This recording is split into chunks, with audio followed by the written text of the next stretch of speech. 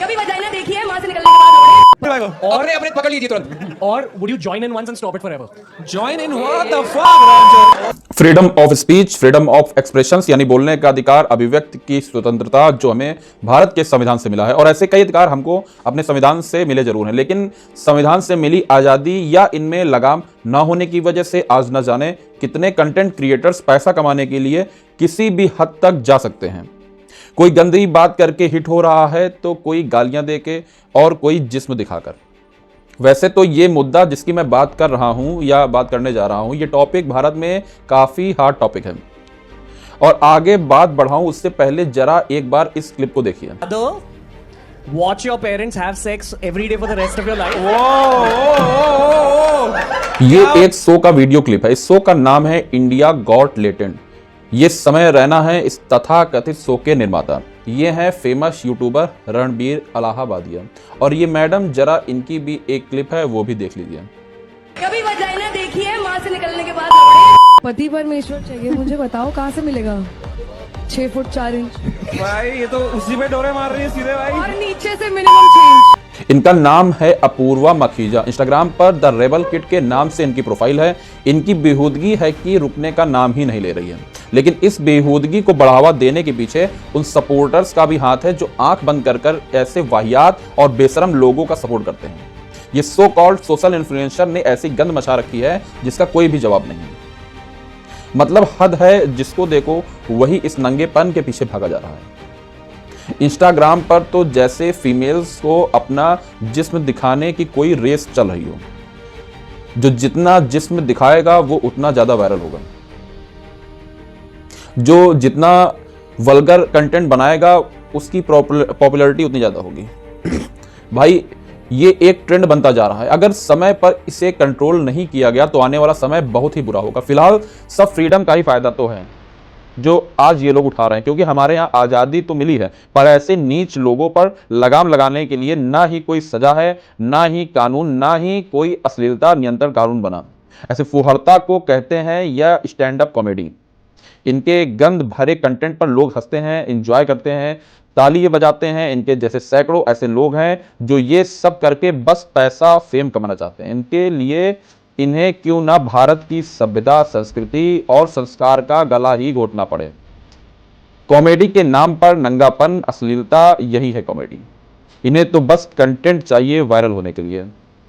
अरे भाई साहब, बोलने का अधिकार मिला है बेशर्मी करने का नहीं, अश्लीलता फुहरता फैलाने का नहीं। क्या है भाई ये डार्क कॉमेडी?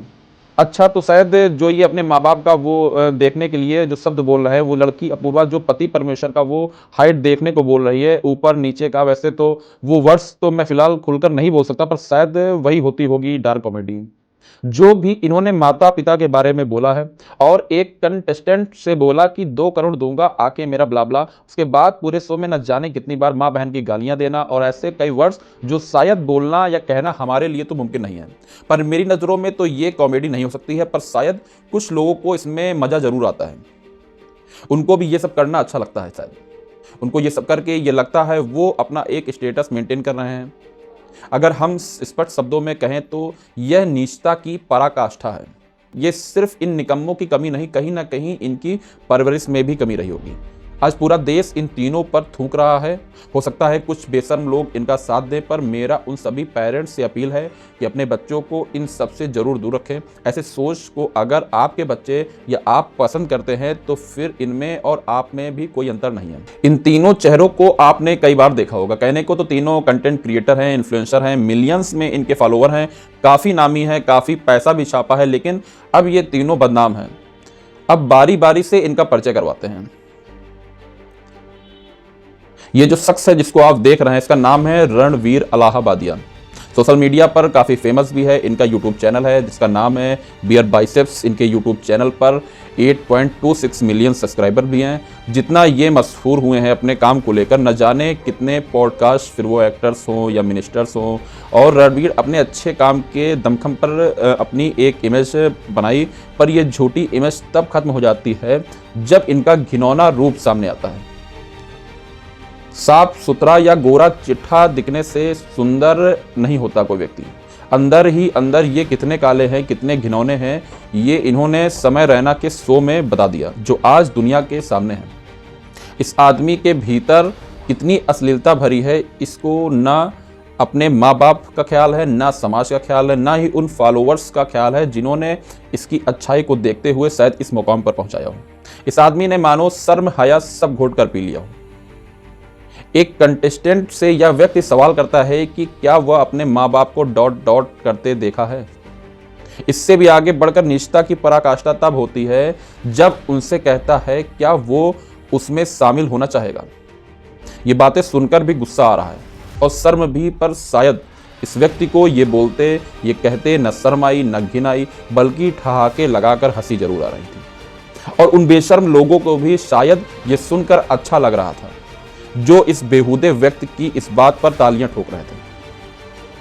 आजकल कूल मॉडर्न बनने के चक्कर में लोग कुछ ज्यादा ही गंदे होते जा रहे हैं। उन्हें लगता है कि शायद ऐसा करने से उनका लेवल बढ़ जाएगा और आज की युवा पीढ़ी भी ज्यादातर इसी सबके पीछे भाग रही है। रणवीर की मां ने एक पॉडकास्ट में बताया कि उन्होंने अपने बेटे को बड़े अच्छे संस्कार दिए, अच्छे सरोकार दिए, अच्छी परवरिश की, तो उनको भी देखना चाहिए अपने बेटे के संस्कार को, जो इस टाइम काफी वायरल है। ये कोई पश्चिमी देश या वो सभ्यता नहीं है जहां पर फैमिली की कोई वैल्यूज नहीं होती। यहाँ माँ बाप का एक अपना अलग दर्जा होता है। ये अपने आप को ओवर टैलेंटेड शो करना, कूल दिखाने का तरीका बनाता जा रहा विदेशी गंदगी को कॉपी करके, जहां विदेशी लोग हमारे संस्कृति सभ्यता को देखकर आकर्षित हो रहे हैं। अभी प्रयागराज में चल रहे महाकुंभ में न जाने कितने विदेशी सभ्यता के लोग जो खुद से पैदा की गई गंदगी को साफ करने के लिए भारत की संस्कृति सभ्यता को अपना रहे हैं। वहीं भारत के सो कॉल्ड इन्फ्लुएंसर नग्नता फैला रहे हैं, गंदगी फैला रहे हैं। अब आते हैं उस व्यक्ति पर जिसने इस कार्यक्रम की संरचना की। नाम है समय रैना। आप इसकी फोटो स्क्रीन पे देख सकते हैं।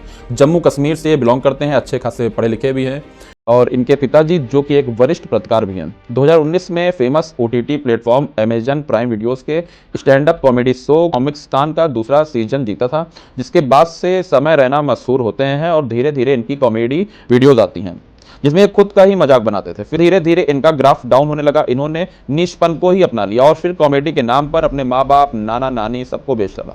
इसी शो में, इसी कार्यक्रम में समय रैना कहते हैं कि कोई मेरे शो में अगर पॉर्न शूट कर दे तो मजा आ जाएगा। पॉर्न देख का चैंपियन, पता नहीं क्या क्या ऐसी बातें जिसको ये बंदा बड़ी ही कॉन्फिडेंटली बोल रहा है। आपको ये बात जानकर हैरानी होगी कि समय रैना के पिता राजेश रैना जी इस देश के एक प्रतिष्ठित पत्रकार हैं।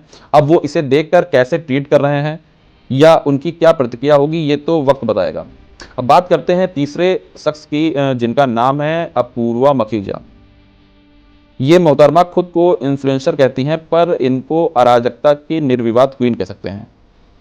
अपना निक नेम रखा है इंस्टाग्राम प्रोफाइल पे, आप देख सकते हैं, द रेबल किड। इन्होंने तो लड़कों के कान काट रखे हैं। वो कहते हैं ना, लड़की लड़का सब बराबर, तो ये क्यों ही पीछे रहेंगे। वैसे भी इन्हें शायद वो, अब क्या कहूँ, करवाने या मरवाने का ज़्यादा शौक होगा। असल में ये dark room, dark comedy show, ये इनकी काली करतूतों को पूरी तरह से जस्टिफाई करता है। पता नहीं उन काले पर्दों के पीछे क्या क्या करते होंगे।